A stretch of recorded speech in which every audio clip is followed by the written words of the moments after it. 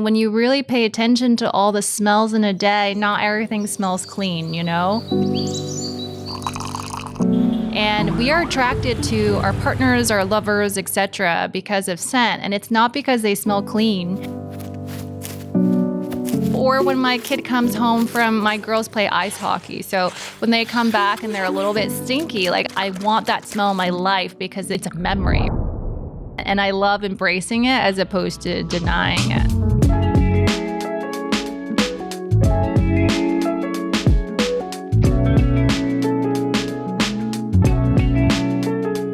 Everyone, welcome back to another episode of Scent World. My name is Marianne Mychaskiw, and our guest today is the amazing B. Shapiro. She's a dear friend of mine and founder of one of my favorite fragrance brands, Ellis Brooklyn. We used to be editors together at InStyle, and I'm a huge fan of Ellis Brooklyn. I have 12 of their fragrances here, and such an honor. B, welcome to Scent World. Oh, thank you so much for having me. I know I love our beauty history, you know, like we do go back and like back to the editor world days. It was so much fun. Exactly. And in case you guys aren't familiar with my friend B, she's a veteran beauty editor at the New York Times, and she founded Ellis Brooklyn in 2015, kind of pioneering. She's one of the pioneers of the clean fragrance movement. And I feel a bit like a proud mom seeing how you've grown and evolved and really carved your path in the fragrance world, but also just as a career woman in general, just reinventing yourself time and time again. So I'd love to kick things off just starting with your journey. Oh gosh, I feel like I'm that person that no one in college should listen to or they should listen to. I feel like the young people that I meet are always so determined and they already have like a path forward. And I was like your classic, did not know what I wanted to do. I literally had no path. Like I had good grades and I went to college, but I just like stumbled along, you could say. Like I took art classes and then I took business classes and I graduated with a finance degree and then looking back, I'm like, why did I have a finance degree? Like I wasn't even planning to go into finance. And so I didn't even have a job lined up. I've never done an internship. I worked these odd jobs during the summer. All my friends were going to go into the workforce.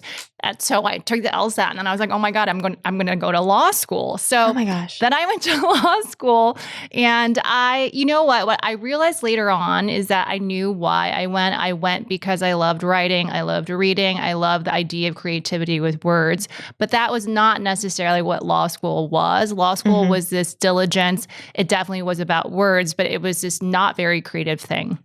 So by the time I graduated, I again kind of stumbled along, took a law job in New York City. I knew I wanted to be in New York City. I was so inspired in my childhood era with like Felicity and stuff like that. Oh my gosh, Felicity, yes. I know, it wasn't even realistic. Like when I look back, I'm like, wow, my inspiration to get to New York was Felicity. Like one season of amazingness and like that's about it. So yeah, I got to New York. I had a law job. I literally woke up like 8 months into the law job and I was like, this cannot be life. Like I'm so miserable. I would get to work at 10 and work until 10 every day. And I just was like, wow, if I'm going to spend this much time in my life working, then I should do something that I actually loved. And so hence started this very messy journey of getting to the New York Times.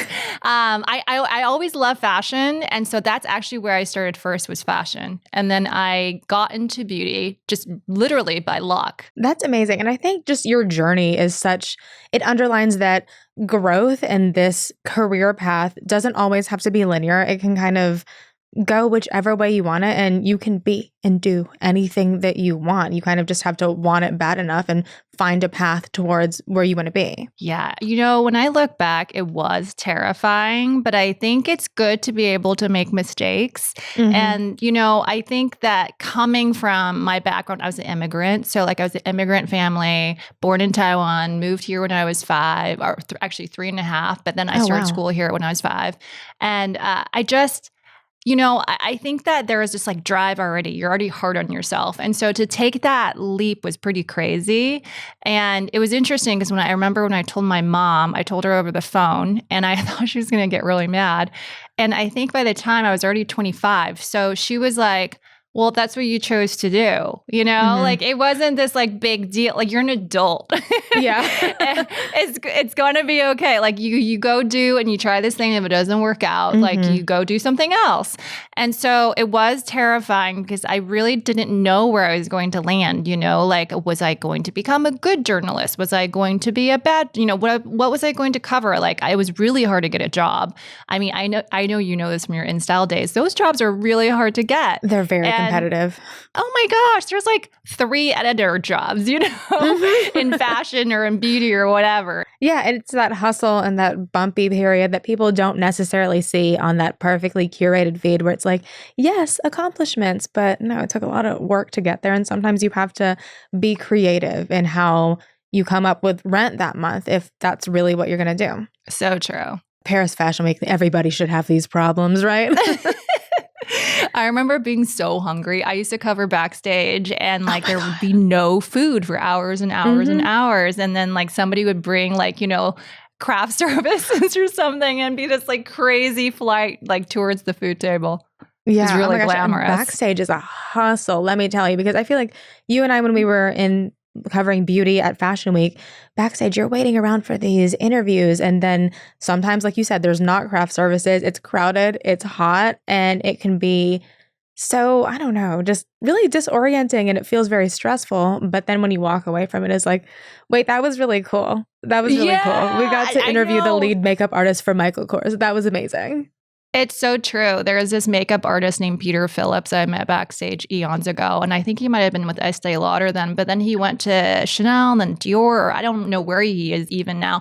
But I remember like learning about his craft. And I followed him for the longest time because I was like, oh my gosh, he's like a painter, you know, but just on faces. That's amazing. And I mean, I love your work. And also when we started working together at InStyle, I feel like it was a different time when there wasn't as much of a push for representation and diversity. And being a half Filipino editor myself, it was really nice just having another Asian editor in the room like you who got it and could relate to these types of stories that we were trying to tell. And how do you think that the industry has changed? Do you feel like the push for more voices has been incremental, or do you think it kind of happened suddenly? I don't know if it was suddenly, but I think it happened with social media. And I love the old editor days in a way, but there literally was like no diversity. There might have been one other Asian in the room and she wasn't friendly to you, you know? Yeah, right? And it was sad because I came from a really good friendship circle. I'm from Seattle originally. So I came from a really great Asian American friendship circle. And then to come to this fashion-y, you know, beauty world thing, it really, really, really was not diverse. And to have it change with social media, I actually think is so much for the better because it didn't even make sense like why certain people controlled certain things pre-social media, right? I remember the early days sitting in one of those edit pitch meetings and being like, oh my gosh, amazing. There were like 2 other Asian girls in the room with us and one of them was you. And I remember thinking that was just so cool. And it's like, okay, if they can do it and I see somebody like me represented, like, of course it's possible for me too.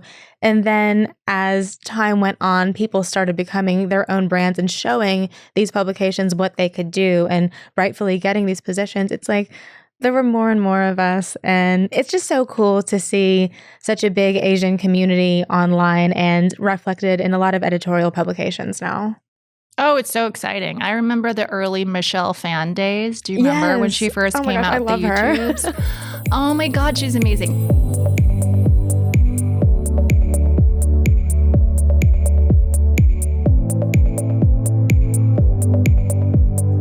So I still remember when I first hit, and it was like a breakthrough moment when Michelle Phan YouTube video was like posted on Vogue. Yeah. Everybody was like, whoa. And I was like, yes, you know, it's like a breakthrough moment. It was, yeah, we had to fight for like every little scrap we had. Exactly. Tell me a little bit about the moment when you got the idea that sparked eventually Ellis Brooklyn. So I was pregnant with my daughter Ellis, living in Brooklyn, and I just really felt compelled to create something. And of course, I wanted that something to be really personal and really special because I think if it's one thing that we know as editors is how much product there is, right? Oh, yeah. oh my gosh, you come in and you're opening boxes. And I wanted to create something that felt special. And I also wanted to create something that reflected my world. And I didn't really see that in fragrance. And also I love fragrance. So like there was that back context that was like my first love in beauty, because I moved over from fashion, and also because my first event I was assigned to in the beauty world was actually a fragrance event. I was like captivated from day one. I was like, oh my gosh, what is this? And you know, I always have had a very keen sense of smell, but it wasn't trained, you know? It was just like, oh wow, I smell so-and-so from like so far away. It wasn't like I knew like the top, middle, and dry, you know? Yeah. And so as I started to cover more and more beauty and I stopped covering fashion, I was so captivated by this culture of fragrance. And I also was privileged enough in covering like Chanel's new fragrances and like Hermes's new fragrances. And I got to meet master perfumers, and I was like, these people are fascinating. Oh, yeah. And they're influencing what we think smells good. And so there was that moment that I was like, oh my gosh, I really, really love fragrance, but what would I say in it? And I really felt like an American modern story wasn't being told. And by that, I mean like our current day values. Like we were vegan from the start, you know, cruelty free, of course, but also we were one of the earliest clean fragrances in the luxury space. And also we talked about sustainability really, really early on. So, and I also love a modern sensibility. I do think sometimes with fragrances, I really felt like they were telling stories that were like so imaginative or so far flung that they didn't really tell like our American day-to-day story. And so that's really where it came from. And I can't tell you, I didn't even write a business plan. I know everybody tells you, oh, you have to write a business plan. And I would echo that advice like now today. But back then, I mean, gosh, it was so foreign to me. Like, what was a business plan? Yeah. So I had, you know, the big joke is I had never even made a PowerPoint until I started Ellis Brooklyn. That's hilarious. So I started it. It was very very difficult in the beginning. Like no perfumers, no perfume houses wanted to work with me. It was not easy to get it off the ground. I thought because I was writing for the New York Times, I had all these like people I could talk to. Yeah. But I think it's very different to cover beauty and to like be producing something. And no one wanted to email me or call me back. I feel like sometimes fragrance does feel like this exclusive category where you need certain accolades or, I don't know, just certain qualifications to break in. Yeah, so that was really tough too, because nobody wanted to hear my like clean ingredient story, right? No one wants to see my no-no list. They're like, oh my gosh, this is so annoying. Like, what are you talking about? So no one would call me back, literally. And so I actually had to call in a favor. So I have a friend whose name is John Dempsey. At that point in time, he was really high up at Estee Lauder. And he literally called up the fragrance house Robertet, and he was like, you have to work with her. That's amazing. That was my in. I would like to say it was my persuasiveness. I would like to say it's like somebody else took a gamble on me, but no, I had to phone a friend. Hey, I'm sure some of the persuasiveness and the drive had to do with why John was willing to be like, hey, I can vouch for her. Do you feel like your self-expression has kind of evolved as the line has evolved? Because I feel like, what was the first fragrance? Was it Myth? Yeah, it was Myth. Yeah, it definitely has changed. I still love Myth. I love Myth. Yeah, it's beautiful. It's subtle. I feel like it's very elegant in a modern way. I still love Myth. I still wear Myth body oil a lot. I think that definitely has changed. I think there's moments, you know, and I know we'll talk about Miami Nectar, which is over here, but there's moments where I just feel like I want to be louder. I want to be more heard. And then there's moments where I want to be subtle and charming in this like je ne sais quoi kind of way. So I think it really is like reflective of moments in my life. Like I literally can go like look at these scents and be like, this is when I was dreaming about this. This is when I took this trip. Like it's funny how it is really so personal. And I'm sure this is the same for all founder brands, right? Like that's how we get inspired. I love that. And there was a quote that you had in the Zoe report about how bad smells can actually be beautiful. You said, love is also waking up in the morning. You have all sorts of smells in the morning, sweat, bad breath, and then you also have this gorgeous bodily smell. I'm not scared of bad smells. I like the smells of life. Especially in the US, people are scared of bad smells and want to smell clean all of the time. Can you talk a little bit about that? Yeah, I really believe that. I think that sometimes, especially, and I think it's changing with our scent culture now, but certainly in the era that I grew up in, it was supposed to be sanitized, right? Anything that smelled good had to smell clean. And when you really pay attention to all the smells in a day, not everything smells clean,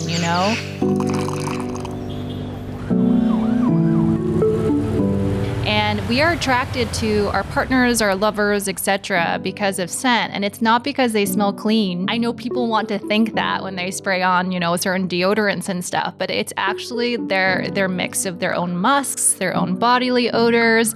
And yeah, like when I wake up in the morning and I roll over and I cuddle with my boyfriend, like he has a I slept smell, Yeah. And I want that, Or when my kid comes home from, my girls play ice hockey. So when they come back and they're a little bit stinky, like it's not that I want that smell to smell like, but I want that smell in my life because it's a memory. And I love embracing it as opposed to denying it. So Ellis Brooklyn is named after your daughter. How does being a mom kind of shape your approach with the brand and with like your work ethic? I think it turns you into like a super multitasker. I don't think it's something that like, you just work with. And I think it's just so hard to like prioritize and be this perfect, Marie Kondo of time. Like that just doesn't exist. But I will say that it has also helped me prioritize things. So like, for example, I remember this so clearly. So before I had Ellis, I would really stress out about a New York Times opening. So like when you have an article, your opening and your close will form your story and it gives it structure. And it's always the hardest because your opening should be, it should be great. It should be simple. It should be elegant. And I would literally fret about the opening for like days sometimes. I'd be so stressed out. And after I had Ellis, I had no time to worry about trivial things like this. I would just be like, here's the opening. Let's go. And I think that's great. Like, why did I self-doubt that much? It didn't even matter at the end of the day, and you can go back and change it if you really had to. So I do think it helps prioritize work life and decision making. And I think that's super helpful for like anybody like thinking about like, oh, I want to have kids and a career, etc. I do think there's like a symbiotic relationship there. Did they kind of influence the whole body mist decision and how you kind of elevated the old school body mist? Yeah, so body mist is interesting because I actually did not, when I first started them, I did not think I was reaching a 9 and 10-year-old. I actually was aiming for somebody in their 20s and above and like wanted to do a body mist. It's just a different way to wear scent. Maybe it's new to the perfume world. So I was not aiming young. I think what ended up happening was Sephora's customer became very young. And so it just became this automatic thing. And I do think you see it with Peaches that I wanted this fruity opening that somebody could directly understand. Whereas Sunsea and Sand, which are a body mist I made last year, they're a little bit more conceptual. And so somebody who is newer to fragrance may not know the notes. Whereas with Peaches, it's like very obvious what the notes are, even though it's elevated and even though it's blended well. It's amazing. And I feel like Sunsea and Sand, I feel like they are very good for layering. As I layer like all of your scents. And I feel like whenever you layer, you kind of come up with a different composition. And those are really fun, even on their own.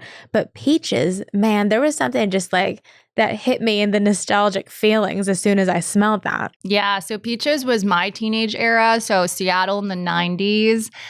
There was this silly one-hit wonder song called Peaches.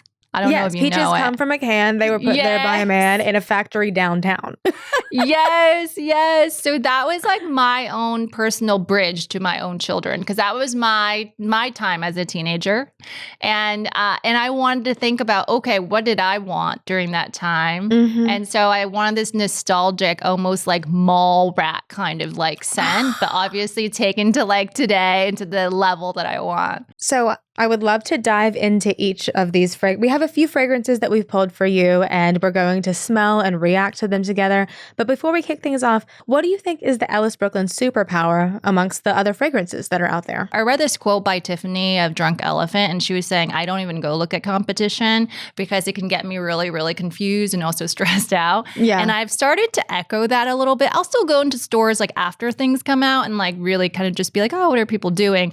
But when I'm product developing, I really try to think like, what is this moment? So I think that perfume, much like fragrance and also color makeup, is a reflection of our times. Mm-hmm. And so during COVID, for example, I released a lot of scents that were very intended to comfort or to give you like a cozy feel.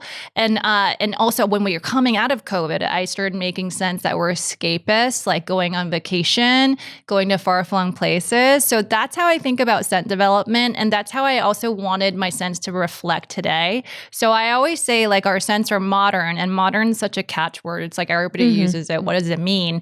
And I mean that it reflects our world today. And that's why I think that our scents are loved, because it does reflect a moment of now that I think is important and is just as valuable as 1950 south of France. And I mean, speaking of beautiful scents, let's go to Miami. Let's kick things off with Miami Nectar. You just launched this in May, and correct me if I'm wrong, but she's already a fan favorite. Oh yeah, she's become our number one girl. No like way. Ever. Yeah, it's crazy. It's actually been really crazy. Ever. She's really fun. She is fun. Yeah, she's my party girl. Yeah, she's super juicy, very much like a head turner. She's like my summer banger. That's what when you think about songs. Yeah, she's the song of the summer. Like right off the bat, I'm getting the pineapple note. You have pink pineapple in here. There's also palm leaves, coconut water, lily of the valley, and vanilla. Yeah, I think the coconut water is key here. This scent was made by Gabriella Chaleroux and Clément Gavari. So it's two people. And it's interesting because I believe Clément is the one who started the idea and Gabby is the one who finished it. And I think the coconut water really changes it, because coconut in tropical scents is obviously like a very key note, but people usually use that like milky coconut, creamy coconut, and this is like refreshing coconut. Yeah, I wouldn't immediately clock it as like coconut milk, but I can definitely see it as it develops and warms up. Like it's there, but it's not like overpowering the rest of the notes. It's kind of like uplifting them and making them smell more like themselves. Yeah, I think that's why it's the coconut water. It's not coconut milk, right? Like there's a watery aspect to it. For sure. So I wanted to capture all of that, but in a tropical scent. And I do think sometimes tropical scents can be a little bit juvenile or can be a little bit cliche, like the sunscreen scent. So I wanted to do it different. I love it. I love it too. Do you think because it's so different from your typical tropical scent, that's why it resonated so well with your audience? I hope so. I think there's a couple of reasons why this scent captivates. One, I think the opening is super big. It's a big opening. Like you're in a Sephora store. Yeah, it's busy there. It is big. Like it's very different from Myth. Like Myth was quiet. She was cozy girl. She's clean girl aesthetic, And I think that this is like no wallflower, right? This is exactly how you imagine Miami to be. And it's like all consuming glory. So yeah. I am obsessed with it. And that's so right. It's very Miami. It's very in your face. It's very glamorous. And I can like almost see the neon lights. Yeah, very Art Deco. So the bottle also was inspired by, when you fly in from New York and you're flying over the island. I guess it's South Beach.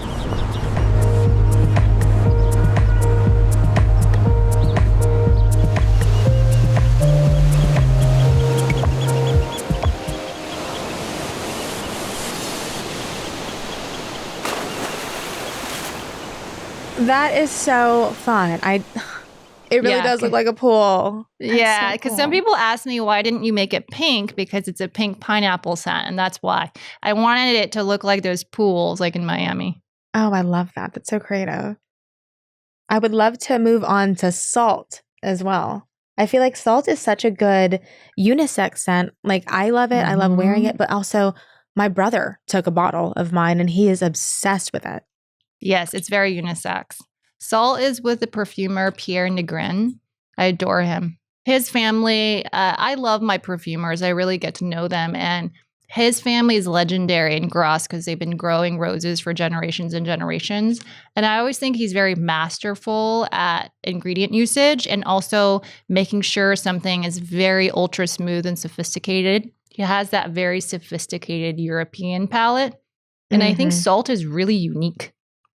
Like I still to this day, I can't name that many fragrances close to it. I don't think I've smelled too many that actually have the impact of a salt, because the description I have here is salty skin, the creamy heat of the sun, and a whiff of tropical florals. It's just so beautiful.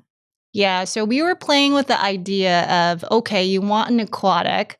Why do you want an aquatic, right? I love the whys on the why. So it's like, okay, of course we love to go to the ocean, but why do we like to go to the ocean? And so this had the moment where we were talking a lot about self-healing. There's a quote that I was relying on for this scent, which talked about how salt water was healing. Your sweat, your tears are the sea. I'm paraphrasing it. But I love the idea that the reason why we seek out the ocean is because we find it healing for us.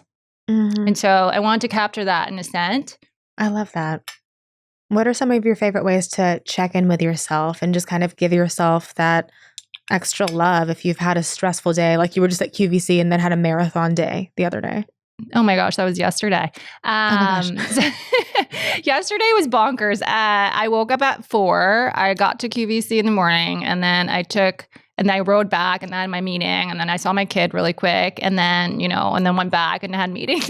Oh my God. I mean, that's just like a day in the life for sure. But I think that this is actually super intentional. So I don't want it to sound casual at all. So one, I work with a life coach. She actually works with a lot of other entrepreneurs, etc. We threw this really cool F1 Miami activation for Miami Nectar when we launched it. And we were so excited, but it literally was so consuming because we hosted 20 to 26 influencers each day. And I was telling her, like, there was this crazy desire to like control the outcome when in fact I'd already pulled all the levers. We were already there. And each day I was still stressing out. And so she was like, well, that's like going into a really cold place and not bringing a sweater. And I was like, what do you mean? She's like, well, did you prepare for all that stress? And I was like, I don't know what you mean. She's like, well, did you do your meditations every day? Did you work out? Did you blah, blah, blah? And I did do a couple of workouts, but they weren't like intentional. It wasn't like, oh, I was there to like clear my head. It was just like, oh, I need to get my body moving, And so, yeah, there was a lot of prep work for dealing with stuff like that. Moving on to Sunfruit, one of my favorites. I feel like we're going through all of the summer greatest hits right now. And Sunfruit is just one of my favorites for like a hot, sunny day where I'm going to be by the pool and ideally with a mango margarita in hand. I always say Hampton. This is like my Hamptons like pool party. Oh, I could so see that. For me, I actually find creatively Sunfruit and Miami Nectar related. Like, could you kind of see it? Yeah. I feel like this is like my part 2. Sunfruit's my part 1.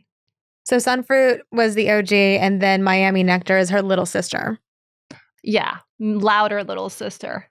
Oh, I could so see that. You can kind of see it. It's very much a fruity floral. The notes that I have here are bergamot, plum leaves, fresh fig, pear, orange blossom, and amber. So this scent is by Frank Vogel, and Frank loves fig. He loves exploring all the different aspects of fig.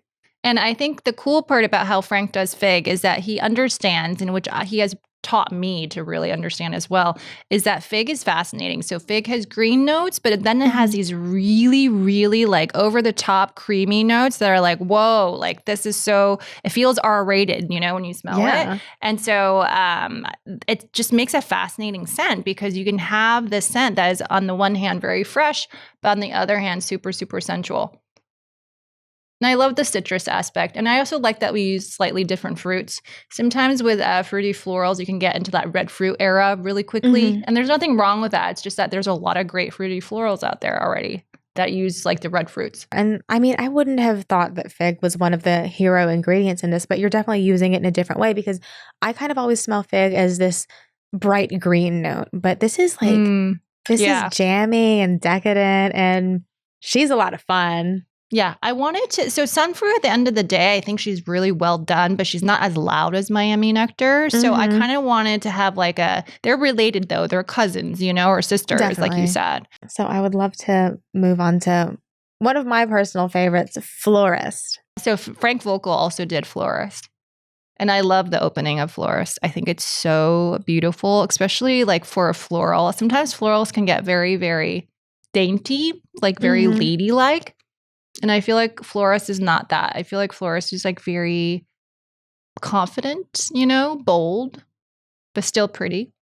Yeah, she's really confident. And I feel like it really captures the smell for me when you walk past the most amazing flower shop ever with the roses in full bloom. Yeah. And so I think one of the fascinating things about Florist is that it's a tuberose. And tuberose can sometimes go the wrong way, I think. I love tuberose. It has this bad smell to it. You know how we were talking earlier about how bad smells can be good? Oh, yeah. Tuberose has this animalic aspect to it. It can turn really, really creamy, really musky. And I think you have to treat it in the right way, right? It's like towing that line between too much.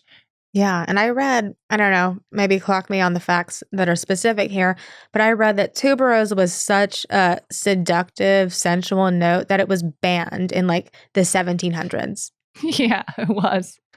I did read that too. That's so funny. Yeah, because I think if you wear straight tuberose, if you isolated tuberose and you put it on, you'd be shocked. Like there's a moment where it turns and you're like, oh my gosh, like I literally start to blush sometimes when I'm doing the smelling sessions. I was like, ooh, what's that?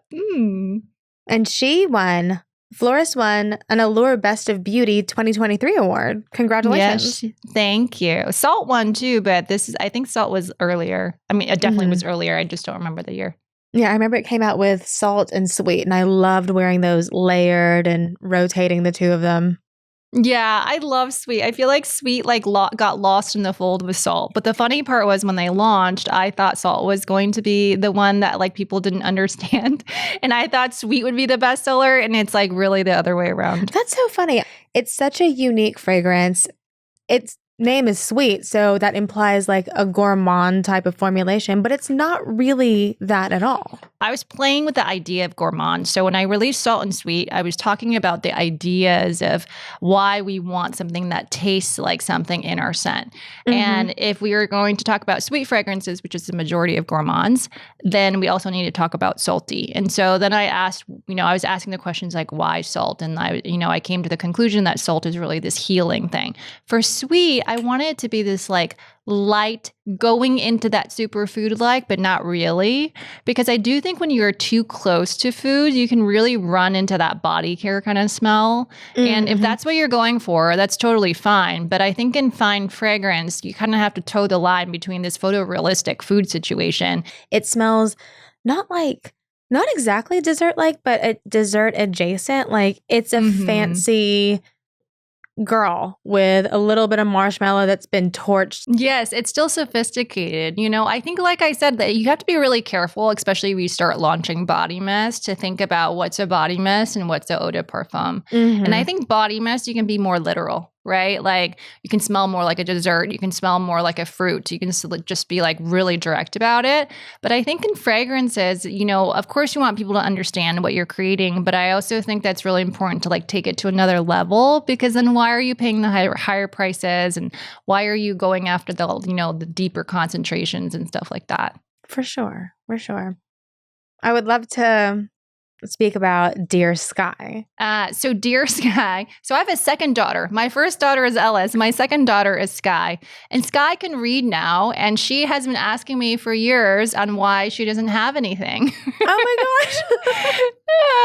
And I really was perplexed because I don't have enough time to start a different company. And I was really terrified to make a scent, because what if the scent doesn't turn out right and I have to discontinue it? What are you supposed to tell your daughter?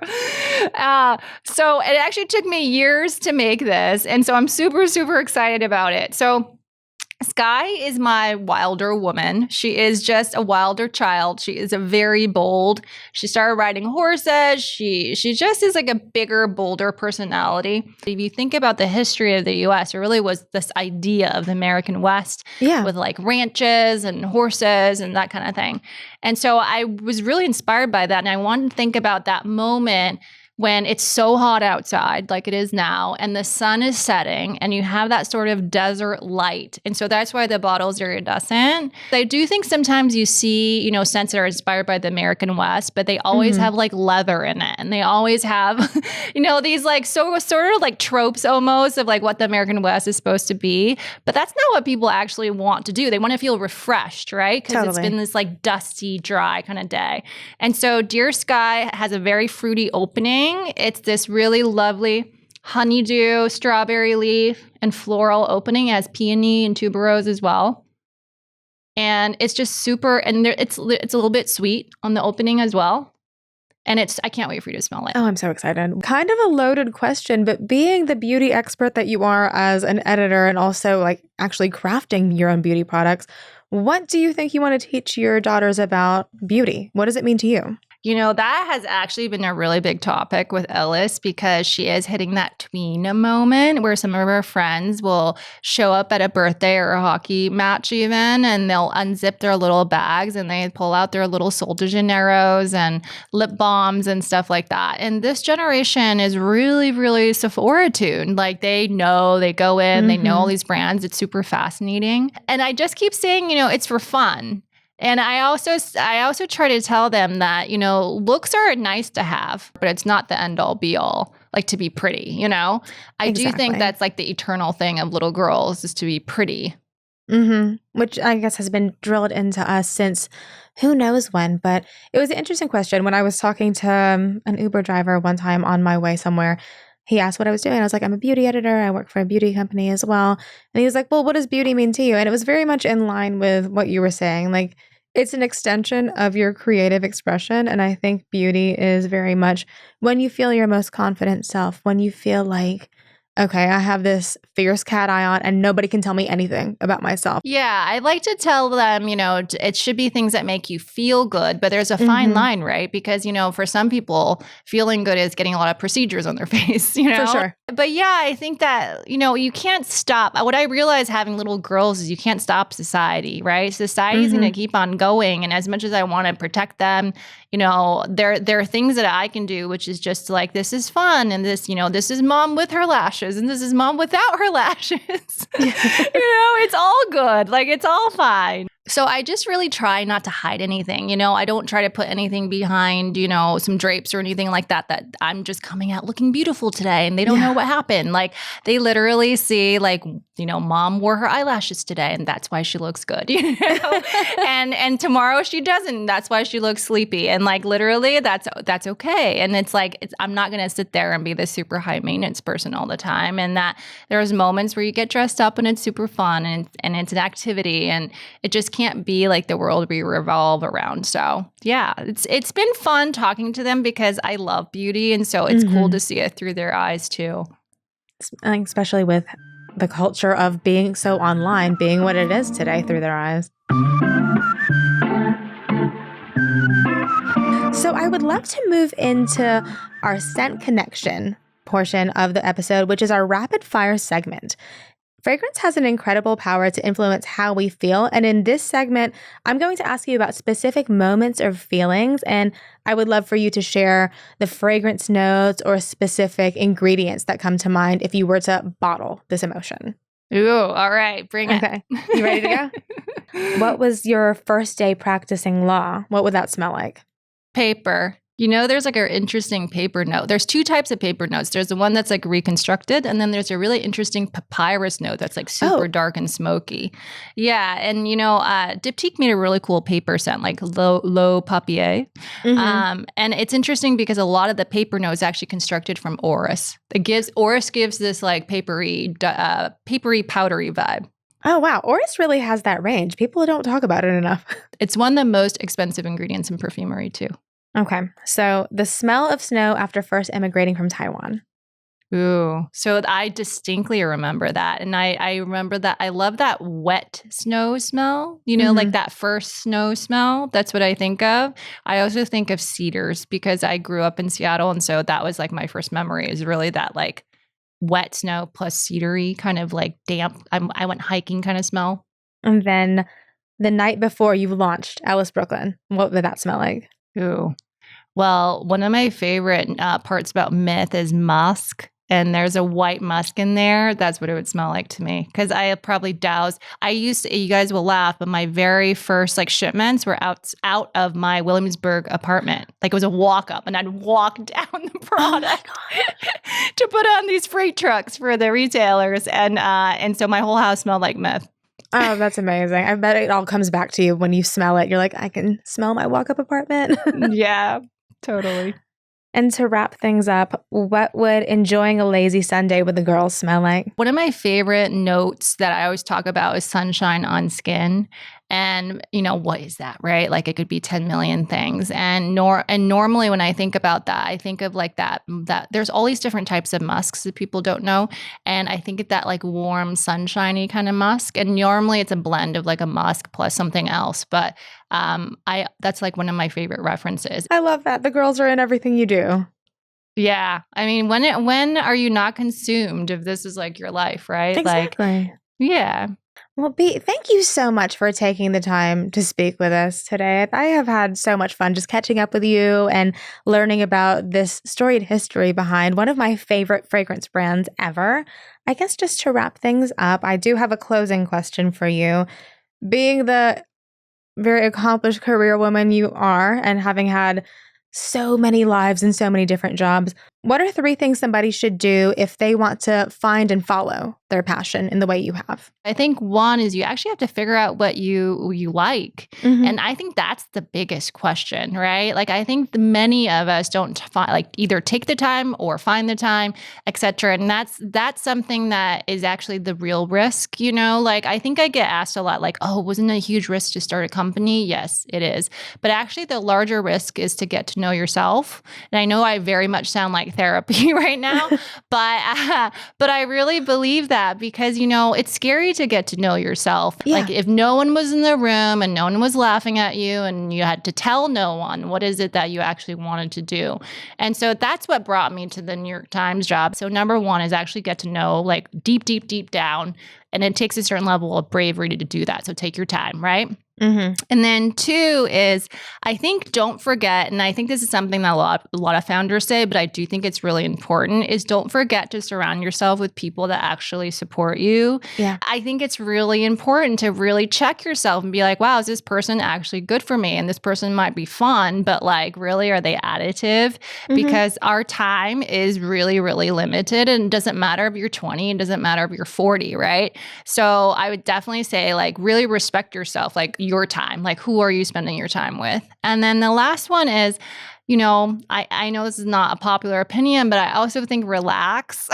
Yeah. I look back on my 20s, I'm like, oh my God, why was I so hard on myself? Why did I do that? I remember doing this yoga program and I was so devout and so crazy about it that I would wake up at 6 a.m. every day to do this Ashtanga yoga. And was I really good at yoga at that point in time? Yes, I was. Did I have no life at 20 years old? Yes. I'm why did I do that?